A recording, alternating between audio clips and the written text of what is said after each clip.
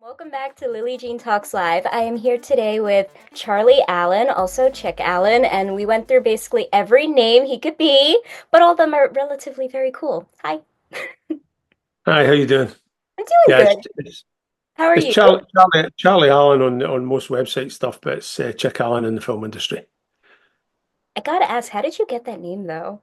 Is it because you're a It's kind Chick of kid, or is it like, you know, what is it's a, it? it's a short name for Charles. Over in the East Coast where I'm from, Mm-hmm. it would be Charlie. Mm. In the West Coast, which is where I ended up moving over to with my mother, it was Chick because they call anybody that's with the name Charles Chick for short. Right. Yeah, Coming Chick or coming from New York, hearing you say East Coast and West Coast is interesting because you're in Europe. Aye. So it's Well, like, there's a bit of rivalry there between the West and East. So yeah, it's interesting though because I'm East Coast, New York, and then you're like, I'm like, what? But yeah, okay, I got it. So yeah, definitely, I want to go right into like, how did you get into like combat? It's like a crazy thing, and you have to be so precise and very, well-rounded about things. yeah. Well, I was into martial arts from a young age, different, judo, karate, taekwondo, and then I got into the film scene, and I Ooh, saw um, how people were managing themselves on set in combat back then, and this right, is like 1994, 95. And I could see that it was very stage fighting. right. And I mean, the guys were good. They'd have a ruck, and the ones that were um, into having a ruck would have a ruck. Yeah, you had Right. to have your permission from your partner to go in heavy. And Bless excuse you. me, it's the dust from working. You're Um, working already. Oh my God, Cara must be going insane with you. yeah, She's yeah. Well, it's the renovations. We've been trying for 4 years to finish the house, but movies and work and right. circumstance kind of taken us away from home quite a lot. So we've had to, as you can see, do a bit of work, a bit dusty. My God. But yeah, so I saw in the film industry that there was a niche in the market for guys that would maybe keep it a little bit more realistic. Cool. And I think what really nailed the coffin for me, put the nail in the coffin for me was I was sitting watching Braveheart, and there was Okay. these two chaps. Yeah, Braveheart. It's we're not very proud of that movie as Scots because it's very historically inaccurate and it gets a lot of stick. But there was two chaps in the background swinging swords around in the air, and we call it fighting air and having a laugh. They were actually laughing, and Seriously? at the time I was quite passionate about the fact that somebody had made a movie about William Wallace. So for me it was like there's two lads having a laugh in the background. This is a £60 million budget movie, Right. and they had to use that cut because it was the cut they needed to use. And then lo and behold, in the background, there was two guys larking around, which is Ah, the perhaps on the cutting floor didn't have any choice. Stuff ended up on the cutting room floor. So I made it my mission then to, get involved in film and television. And through time, I met other like-minded people. And, we all came together and put a team together called Combat International. And we've got if you go into our Combat International website, you can see the credits there. They just go on and on and on and on and on. it's endless. And Yeah. we've been on some epic movies. We've fought across many campaigns, as we call it. Oh, I love And that. Oh, we treat it with it doesn't matter what the project is, we treat it with respect because we go in and get the job done basically and right, create fight scenarios that are more convincing than what we witnessed. right, right. I mean, the main actors and everybody and the stunt guys, they were all doing a grand job, but these two guys in the background, man, that's what kicked it all off for me. And I thought, I'm going to provide guys that can fight in the background that can fight convincingly, so that they're not a pain in the backside for any director. And that's where we came about. And eventually, we started getting recommended. We started getting asked for. Ridley Scott has asked for us on a couple of occasions. Oh, wow. Yeah. worked with great people like Steve Dent, Rob Inch, and all these stunt coordinators, CC Smith, guys that we grew up with on film set, Wow. from film set to film set, and it's just then we set up recently in the last couple of years we set up a training academy to get all our Scottish guys up to SPAC level, which means when they step on set, They're they've perfect. got a routine. Yeah, they're safe. They've got a routine. They understand the concepts of weaponry. Even though it might be plastic, you can still do somebody a lot of damage. So you've got, guys throwing swords back like this and not paying attention to a guy standing behind him. Right. He's getting in the back of the head or getting it in the eye. And these things are still pointed. They can still do some damage. So and yeah, and just basically creating a buffer zone around the principal actors with the stunts, so that any angle the camera takes on, there's guys fighting in the background that can do it properly. Is it weird, like being the teacher of like the stunts and stuff? Like your brain has to go into a different mode, doesn't it? Like you know how to do something, but how do you convey that accurately? Like, do you vet people who join your thing very like precisely, or is it like you could start with somebody who knows nothing and turn them into something? We take everybody at face value, and whether they're experienced or not, what we say to them is, we don't care what experience you've got, leave it at the door. Love You that. know, you have to go by our rules, play by our rules. So, Right. and don't come here and try and teach people, because you're here learning the same as Love that. everybody else. And 9 times out of 10, we get that respect. It's only every now and again you'll get some guy trying to teach the other guy that's been going for years, and he's just arrived. So it's human nature. Right, right, You think they're helping, but they're not really. So we like people to focus on their own movement, and what I tend to do is film people and show them themselves, so that they can see where their flaws are and then right. make it better. And we can work on it and point it out together, and we can work on it together. But teaching's a whole different game. I mean, guys can be fantastic fighters and they can put stuff together, but they can't necessarily convey it or teach it Right. to other. I've had guys that I've left in control, and I've stood and listened to them trying to teach, and I've ended up, having to go in there and take over myself, because Oh, they're just not teachers. Not right, everybody is, and right, and right, that's in any field, really. You might be proficient in something, but don't mean to say you can get that person to switch on to what you're talking about. So I'll teach people in however many different ways I have to teach it or say it, till I find something that clicks in their psyche that makes them right, go, ah, right, boom, click, right. and then and then they're off. They're off. Do you never see your babies again? They No, go. no, no. I mean, their training skill was off. They're away. Oh, okay, okay. They're getting down the road with it. It's like, yeah, it becomes more natural and more smooth Right. for them. And yet, then you get other guys that you get it from the beginning, but they're a bit stiff and a bit sticky, and we call it cardboard cutout like, Okay. and sort of, yeah, very wooden in their movement. But then we work on the body language, and Right. it's body language counts. If you've got a bunch of guys running around like wooden tops in the background, it's not going to be very convincing. Do you make them So take ballet and stuff, or do right. you make them take ballet? Like some football players actually take like ballet and Pilates and stuff. Aye, that's right. And I mean, we've said to guys way back, and other guys have said that. I've heard other instructors say, if you can't dance, you can't fight. So There's something yeah, to it a little bit. yeah, So I have to ask, when you do things like Gladiator and you do all these big films, you coordinate these, right? Like, how somebody's going to hold a sword, how somebody's going to do this, how they're going to look. How do yeah, you make it accurate, like to the era? I'm always curious about stuff like that. That's just a me thing because it's very intricate and so skilled to be able to, yeah, yeah. convincingly, this is what it would have looked like. Yeah, I mean, I haven't myself choreographed any big epics. I have been with my team and choreographed my own team, Mhm. and I'm quite good at seeing gaps without actually looking through the monitor. So, and we've even had instances where I've held my guys back; they're all ready to go, and I'm like, "Stay back, stay back." Even when the AD's saying go, I'm like, "No, no, no, no, wait, wait, wait, wait." And then I'll see the gap, and then we'll run into that gap and fill it, and then they Oh, shout cut, and it's like, interesting. I've had people come at me going, "You filled a gap there that would have ruined the shot had you not done that." So it's like it takes a certain amount of skill and foresight. But Right. the when I'm on set with my guys, we usually fight to the main choreographer. The main guys that's teaching all Right.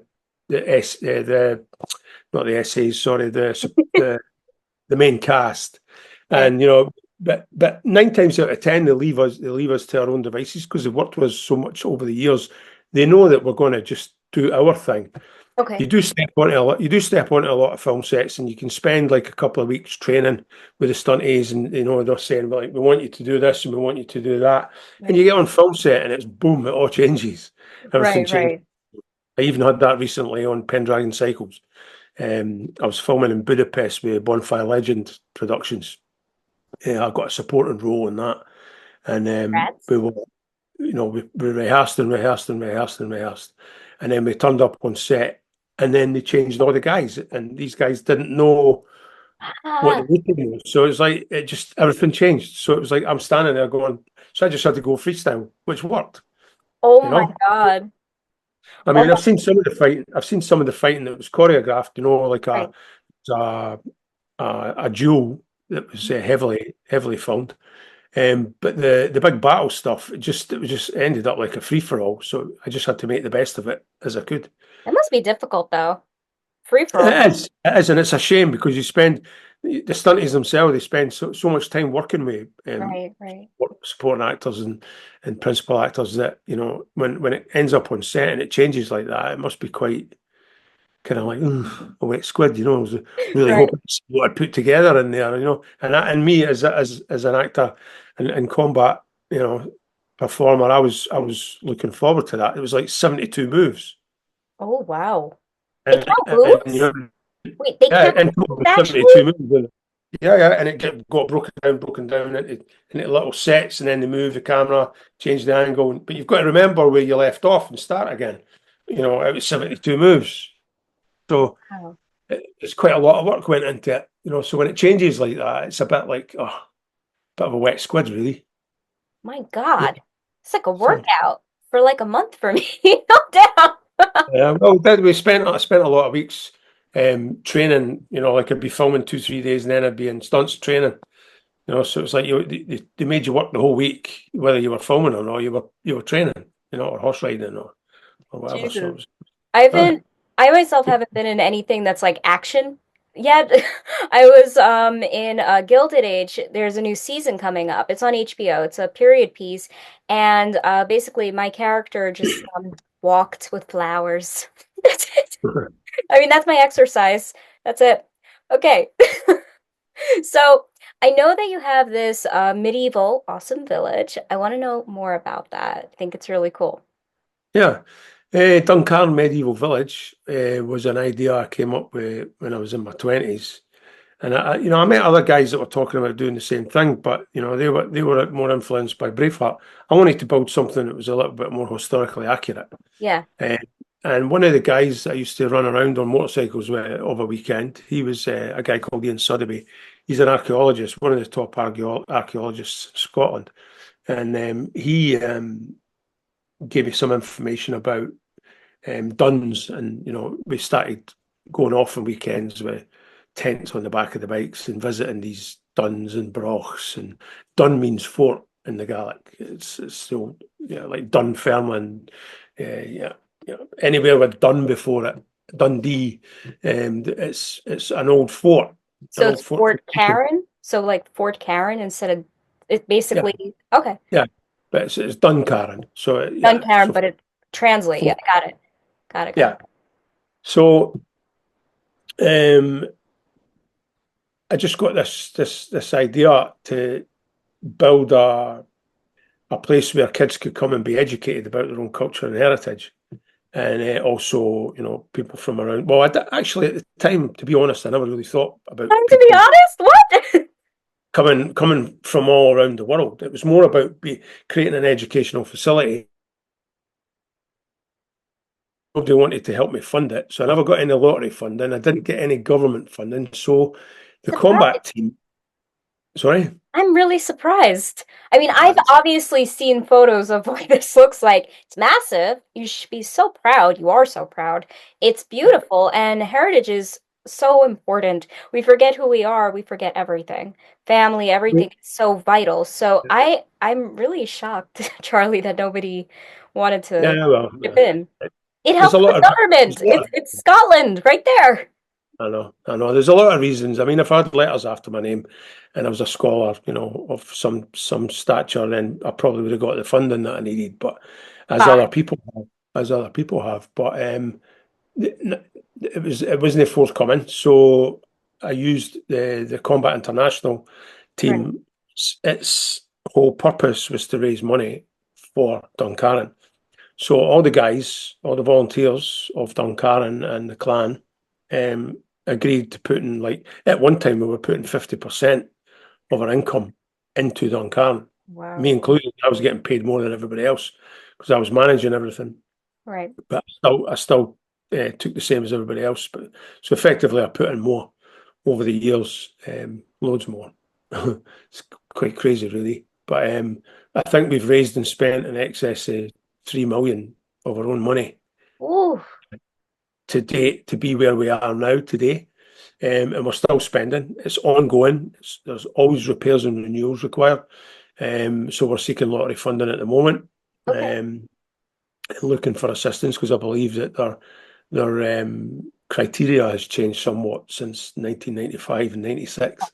And I just gave up. I just gave up on them after that. I was like, well, I'm going to do it myself anyway. So Right. so we did. So I take great joy sometimes standing back looking every now and again when I as an old friend told me to do is stop and smell the roses. I do stop and I do smell the roses and or They the smell thistles good? rather. Smell the thistle and just look around Duncarron and kind of appreciate what we've managed to put together. And I couldn't have done it without the help that we've had. The hours in labour alone Right. must must go into millions and millions, manpower and man hours. So and we are where we are now, it's always there's always room for development. We're always trying to better it, and as we've had a few movies come and film in there as well.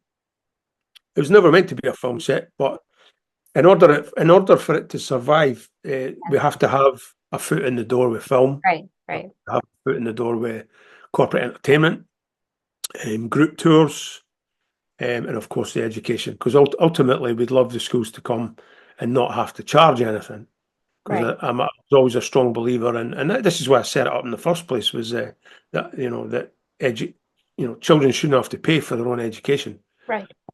Yeah. And the other thing that spurred me on with it as well was it wasn't until 1996 we were allowed to be officially by this curriculum, the educational curriculum, teach our own culture and heritage in our schools. Why? Is it because of Bec- England? Why? Because the law that was passed probably 300 and odd years previous, when after the Jacobite Rebellion, they banned all bagpipes, culture, dress. You couldn't even wear the plaid, the kilt. They banned our language, and things never really recovered from there. So, we became very anglicised and in the central belt of Scotland. So we weren't allowed to teach our own culture and heritage. It was never included. And any time you ever asked about it, which is what spurred me on my journey when I was a kid, um, we were told that we weren't being taught that. We had to learn British history. So Do you speak Gaelic? a little bit. My son's fluent. My son Oh, Finn, wow. he's fluent. My older son, he's 7'2", Oh and my God, what? yeah, he's a big lad. Basketball player size, like Oh my God. Is he going to be one when of he, your when he, fighters? I'm 16. I'm about 100 kilo, and when he hugs me, I feel like a small child. Oh my Well, God. he's a big, Whoa. he's a big lad. Aye.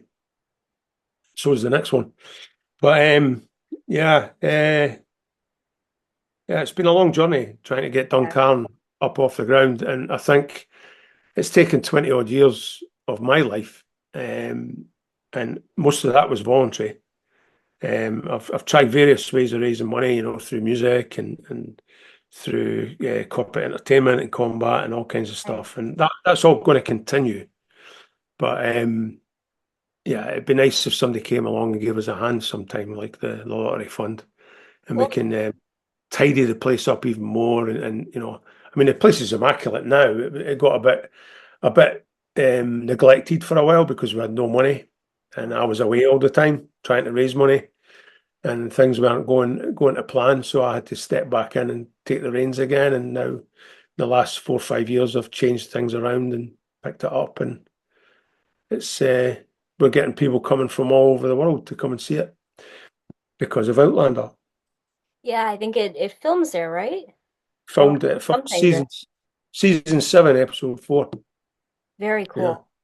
So what is the trust? Because the Clannon the Ranald? trust, the I'm trust. sorry. That's okay. That's okay. The Clanranald Trust for Scotland is an educational charity, and Okay, I, I wanted to create this this thing. This I wanted to build Duncarron, but I didn't right, want it to be somebody's fruit machine or somebody's income. It right, had to it had to be protected. So we set up myself, my oldest son's mother, Pippa, and my mother. They set up this charity, and it was to protect everything that we tried to achieve in education. right. So and we had to be a charity to get any kind of support. At least we thought we had Understood. a charity to get Okay. any kind of support, and it never came. So, but we just pushed on and made our own, supported ourselves anyway, and yeah, tried our best to create as many activities as possible to raise the money for the charity, so the Right. charity could fund the Duncarron project. And schools aren't collaborating with the trust to bring this They come forward. in, they come and visit, they come to Duncarron, or we Right. go to them. We go Oh, into the okay. schools. We take all our artifacts, historical, but we also take movie props You for actually have stuff there?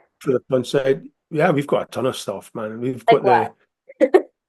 we've Coolest got item. if you go on Robin Hood, the one with Russell Crowe, there's a battering ram.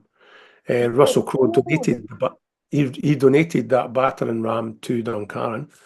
Wow. On Outlaw King with Chris Pine and everybody, and Tony Curran. They the production themselves. A good friend of ours, Danny McGrath, is a director and an assistant director. He donated the the trebuchet. Okay. So we've got it's like a big catapult. It looks like it's weighted at one side and it's centrifugal force catapults. Fun. Uh, That's the funnest thing ever. Just catapulting forward. Whoa. yeah, I mean, this trebuchet, yeah, it's got catapult. It looks like a catapult, but it's not. It's a Wait, what different is it? What is it? I mechanism. want to look it up. Hold on. A trebuchet, Okay, I'm gonna look it up. Hold on. Trebuchet.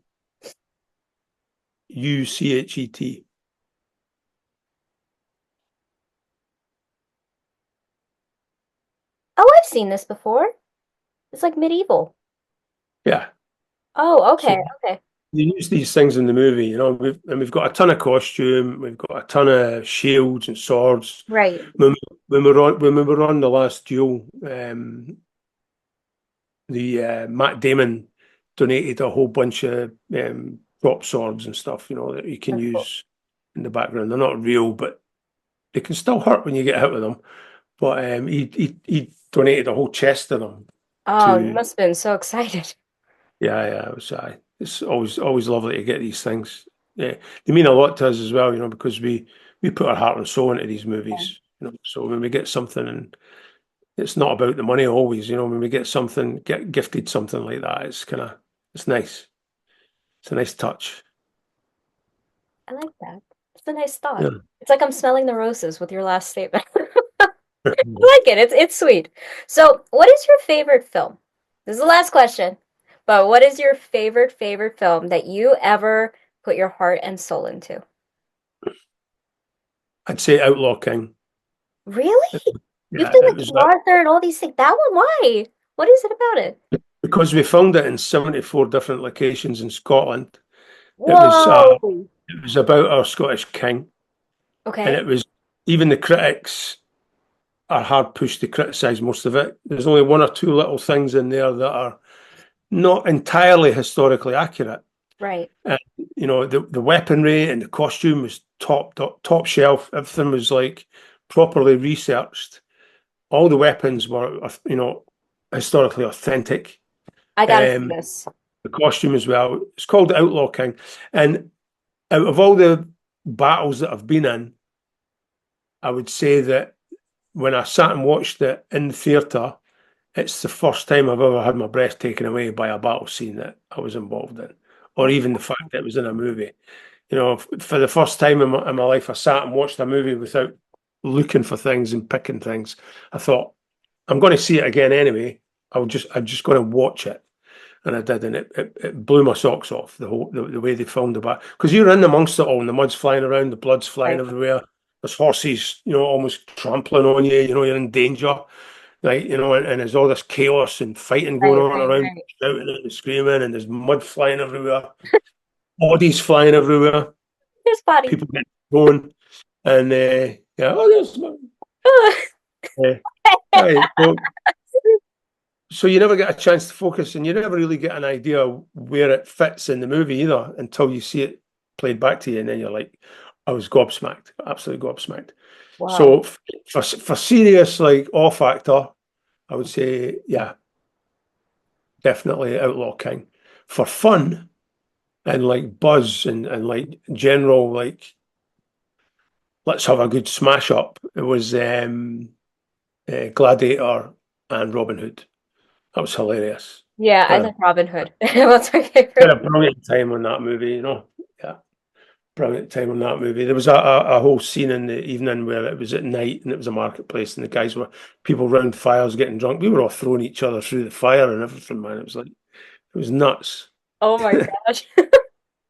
Memories like this are good. You could say them and then you laugh and enjoying what you do is so like important because you can make lots of money on it. Of course, everybody wants to make lots of money, but how you feel is so important. And I love that every time you say these sentiments, you just smile. You love it. I love Yeah, that. yeah, we've got some really cool memories. We were always wondering, like, what would happen if we all ended up in the same care home. Oh my God, you're already thinking about I like the did. nursing homes? No, I was no, I'm not. I'm not. It was one of the lads brought it up as a joke. Can you imagine a bunch of hairy guys all in a care home in wheelchairs When arguing I about threw this? you over. I fought in Rome. No, you didn't. I was there. Blah blah blah. I was fighting in the 12th century. They think you're like Duel. Oh man, yeah, I remember when I stabbed you. Did you heal well? Yes, I did. Yeah. I remember Remember that time you smacked decapitating me with that you. axe? Remember the time you smacked me around the head with that axe and like blah blah. Yeah. Oh man, we had such fun. Diving on each other and like in the sea, you're running through seawater, you're up to your knees and Insane. you're jumping on your mate and Oh, you, you both go in the water, you're oh fighting my God. and I laughing your heads remember. off after. Does that feel real to you too? Like when you do it, like a part of you feels like you're there in that moment. Yeah, yeah, it's quite easy to get in the moment. There. Yeah, yeah, we've had a few incidents like that. I remember on Gladiator when we're standing at the woods and we're screaming at the Romans, and I had 400. I'm standing on a mound and I shout in Germanic. And I've got like 400 guys behind me, all screaming and shouting. And I turned around and looked at them. The hairs standing on the back of my neck. It's like I still get that to this day when I hear Oh, that, and if ever I see the movie, the opening scenes. It's like to this day. Yeah, it was quite a buzz. A lot of good times, a lot of good fun. Met a lot of lovely people as well, from costume to makeup to right. stunt guys. Stunt guys have been awesome with us over the years, and You know, it's like we just pick up where we left off next time we see them. Right. It's good. Yeah, it's got that kind of camaraderie about it. Yeah, Oh, all for clan. Definitely, I loved having you on. You're one of the funnest interviews I've had because you're Yeah, so passionate. You have so much passion. I could see the actor, obviously, because there's so yeah, much. So, yeah. thank you for allowing me to have an enjoyable morning because in New York it's 10 a.m. So, honestly, best morning ever. I'm very honored to have you on, and definitely, I want to know where people could help support Duncarron and stuff like that. Well, we've got a donate button on our uh, Clan Ranald website, I think, and on the Duncarron website. But just, give us a like, give us a share, give us some positive feedback. Come and visit. Come and visit. There's stuff still there from season 7 Outlander. It's an enjoyable experience, and the photographs don't do it justice. It's absolutely massive, and yeah, keep an eye on us. Follow us on Instagram. We've got a lot going on. We're making a lot of short movies this year. Oh, Um, and yeah, we've got Fire and Lace just won some awards. We've got Ye Jacobites coming out this year, and we've got it's in 3 parts, so that'll be quickly followed by 2026, 2027 as well. Um, yeah, there's no stopping us. We're like a train. We just keep going. damn, I wish I was in Scotland. Like you could like gear me up. Yeah, we can do all that as well. There's tours available into the costume department and the weapons department. Yeah, people can come and see. And aye, it's a great Charlie, experience. I would be your worst warrior. I just would because I got that girly side to me, Charlie, and it's just it's no good. You would be like you'd cancel me as a client. Yeah.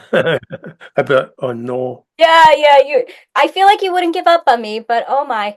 No, we don't give up on people. And we'd soon turn you into something warriorish anyway. Yeah. Thank you, Charlie, for coming on. You're welcome. Nice talking to you. Yeah.